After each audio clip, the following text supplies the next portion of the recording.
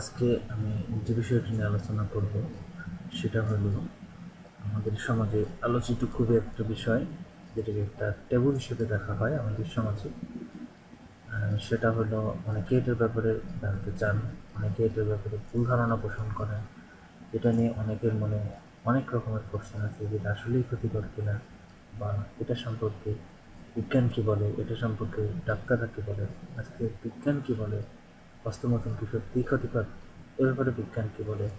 তা যদি জানতে চান তাহলে অবশ্যই এই ভিডিওটি দেখুন। ভিডিওতে আমি বিজ্ঞানের প্রেক্ষিতে হস্তমৈথুন কি সত্যিই ক্ষতিকর কিনা সেটা তুলে ধরেছি, এবং আমাদের ইসলামিক দৃষ্টিকোণ থেকে হস্তমৈথুনের মাসলা বা দৃষ্টিকোণটা কি সেটা নিয়ে আরেকটা ভিডিও করব। তো এই ভিডিওটা বন্ধুরা দেখুন।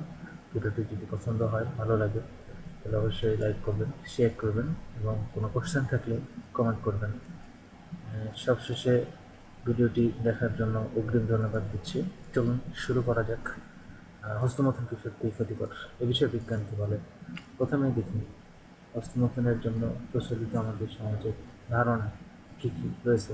বিশেষ করে অনেকে তাদেরকে বলে থাকেন যে মারাত্মক কিছু রোগ, মারাত্মক কিছুর জন্য সমস্যা হয়, কিন্তু তার থেকে অনেকে এর জন্য অনেকে অনেক ধরনের ওষুধ, অনেক ধরনের পন্থার কথা বলেন। আজকে প্রথমে আমরা দেখি পুরুষটির জন্য এটা বাস্তবিক পক্ষে বিজ্ঞানের পরিবেশে কী কী সমস্যা করতে পারে। একজন বিজ্ঞানী লরেন্স স্যাঙ্ক তিনি বলেছেন যে পুরুষের মধ্যে যে কিছু জন সমস্যার জন্য দায়ী হতে পারে, যেমন অর্গাসমিয়া এবং ইরেকটাইল ডিসফাংশন। বন্ধুরা, প্রশ্ন হতে পারে অর্গাসমিয়া এবং ইরেকটাইল ডিসফাংশন কি? এই দুটো মেডিকেল টার্ম, আমি আপনাদের জন্য ব্যাপারটা ক্লিয়ার করছি। অর্গাসমিয়া বলা হয়, অর্গাসমিয়া হলো যৌন সঙ্গমের পর যদি আমাদের যে তৃপ্তিটা হয় বীর্যপাত হওয়ার পরে, সেটাতে যদি সমস্যা হয়, সেটা যদি না হয়, হয়তো অনেক দেরি হয়, তখন আমরা সেটাকে অর্গাসমিয়া বলি। আর ইরেকটাইল ডিসফাংশন হলো লিঙ্গ উত্থানের সমস্যা, লিঙ্গ যাদের উত্থিত হয় না, তাদেরকে ইরেকটাইল ডিসফাংশন বলা হয়। এটাকে অনেক করা যায়, এবং আমরা পরেরটাই এই লরেন্স স্যাঙ্ক যে কথাটা বললেন, একটা স্টাডি করেছিলেন উনি মোটামুটি 4 জনের একটা স্টাডি করেছেন। 4 জনের স্টাডি করে দেখেছেন যে কারো অর্গাসমিয়া হচ্ছে, কারো ইরেকটাইল ডিসফাংশন হচ্ছে। অবশ্য পরবর্তীতে কোনো ফলো করা হয়নি এই জরিপটার। এটা একটা জরিপের ফলাফল, জরিপের ফলাফল লরেন্স স্যাঙ্কের জরিপের একটা ফলাফল, পরবর্তীতে ফলো হয়নি।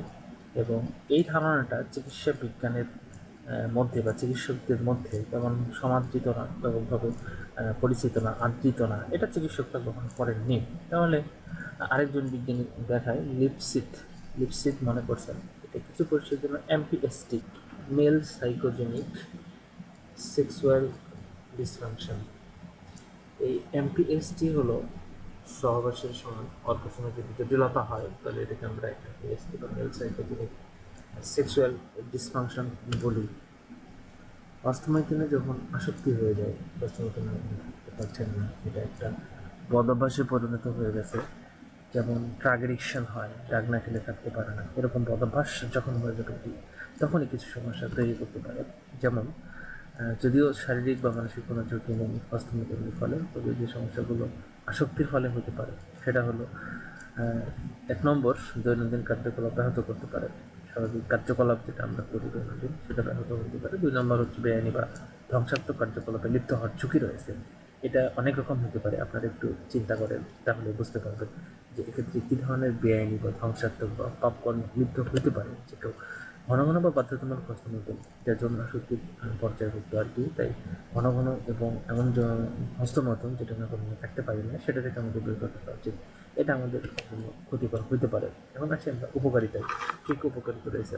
হস্তমৈথুন যখন করা হয়, হস্তমৈথুনের ফলে সন্তান জন্মদানের ক্ষমতা বা ফার্টিলিটিটা কিন্তু বেড়ে যেতে পারে। এর কিছু কারণ রয়েছে, যেমন দেখেন, একটু পরে বলি আমি, তার আগে বলি মহিলাদের ক্ষেত্রে হস্তমৈথুনে যে জরামুখের সংক্রমণ হয় সেটা কিন্তু প্রতিরোধ হয় হস্তমৈথুনের ফলে। জরামুখের মিউকাসের অম্লতা বৃদ্ধি করে জরামুখ থেকে ক্ষতিকর রোগ জীবাণু ধ্বংসের মাধ্যমে এটা করে থাকে। এর আগে যেটা বললাম, হস্তমৈথুনের ফলে কীভাবে ফার্টিলিটি বাড়তে পারে সেটা আমরা দেখি। হস্তমৈথুনের ফলে বয়স্ক শুক্রাণু, যেগুলোর মোটিলিটি বা চলার শক্তি কম, সেগুলো বের হয়ে যাবে। আর পরবর্তীতে যখন ইজাকুলেশন বা বীর্যপাত হবে তখন উর্বর চক্র বের হবে, এবং উর্বর চক্র মানে হলো ডিম্বাণুর সাথে মিলিত হওয়ার তথা নিষিক্ত হওয়ার সম্ভাবনা বেশি, অর্থাৎ গর্ভধারণের হার বা সম্ভাবনা বেড়ে যাবে। হস্তমৈথুন আরেকটু উপকার হলো বিষণ্ণতা বা স্ট্রেস থেকে এটা মুক্তি দিতে পারে। কেউ মনে যদি বিষণ্ণতা বা স্ট্রেস থাকে তাহলে আমরা হস্তমৈথুন বা যৌন সহবাসের মাধ্যমে এটা থেকে মুক্তি পেতে পারি। আবার অনেক সময় স্বামী বা স্ত্রী কোনো একজন সেক্সুয়াল দিক দিয়ে বেশি শক্তিশালী হলেও অন্যজন দুর্বল হয়, সেক্ষেত্রে বিবাহিত জীবনে সহবাসজনিত দাম্পত্য কোনো দেখা দিতে পারে। এক্ষেত্রে হস্তমৈথুন আমাদের মুক্তি দিতে পারে। 2013 সালে অস্ট্রেলিয়ার ক্যান্সার কাউন্সিলের গ্রাহাম গাইলসের নেতৃত্বে একটা গবেষণা হয়, সেই অস্ট্রেলিয়ান গবেষণা দল তাদের গবেষণা দ্বারা যে সিদ্ধান্ত নিয়েছেন যে পুরুষের দ্বারা ঘন ঘন হস্তমৈথুন যদি হয় তাহলে প্রোস্টেট ক্যান্সার প্রতিরোধে সহায়তা করে। এটা অবশ্যই সহবাসের ক্ষেত্রে প্রযোজ্য। 1997 সালে আরেকটা জরিপ করা হয় যেখানে দেখা যায় যে অর্গাজম আর হৃদরোগজনিত মৃত্যু এই দুটোর মধ্যে বিপরীত সম্পর্ক, অর্থাৎ যদি অর্গাজম বেশি হয় এটা মোটামুটি এরকম একটা পরিসংখ্যান আনা হয় যে সপ্তাহে 3 দিন বা 5 দিন যদি হয় তাহলে হৃদরোগজনিত মৃত্যুর যে ঝুঁকি সেটা কিন্তু কমে যায়। সুতরাং আমরা দেখতে পাচ্ছি যে এটা অবশ্যই উপকারী। কিছু মানুষ আছে যারা হস্তমৈথুনকে কার্ডিওভাস্কুলার এক্সারসাইজ হিসেবে বিবেচনা করে। কারণ হস্তমৈথুনের সময় ব্লাড সার্কুলেশনটা বেড়ে যায়, রক্তের সার্কুলেশনটা বেড়ে যায়, ফলে এটা কার্ডিওভাস্কুলার এক্সারসাইজ হিসেবে গণ্য হয়। যাদের দ্রুত বীর্যপাত হয় তাদের ক্ষেত্রে কিন্তু হস্তমৈথুন একটা সমাধান হতে পারে। দ্রুত বীর্যপাতের ক্ষেত্রে ডক্টররা একটা সমাধান যে দেওয়া যেতে পারে, সেই প্রয়োজন যদি হয় সমস্যাটা, তাহলে আগে হস্তমৈথুনের মাধ্যমে বীর্য আউট করে ফেলবেন, বের করে ফেলবেন, তারপরে হস্তমৈথুন সবাস করবেন, তাহলে তিনি দীর্ঘ সময় থাকতে পারবেন। এই ছিল মূলত আমাদের আজকের আলোচনা। পরবর্তী টিউটোরিয়াল অবশ্যই দেখবেন যেখানে আমি হস্তমৈথুন ইসলামিক দৃষ্টিকোণে ইনশাআল্লাহ আলোচনা করব। টিউটোরিয়ালটি ভালো লাগলে কমেন্ট করবেন, কোনো থেকে সেটা লাইক দিবেন, শেয়ার করবেন যাতে বন্ধুরা এটি দেখতে পায়। ধন্যবাদ।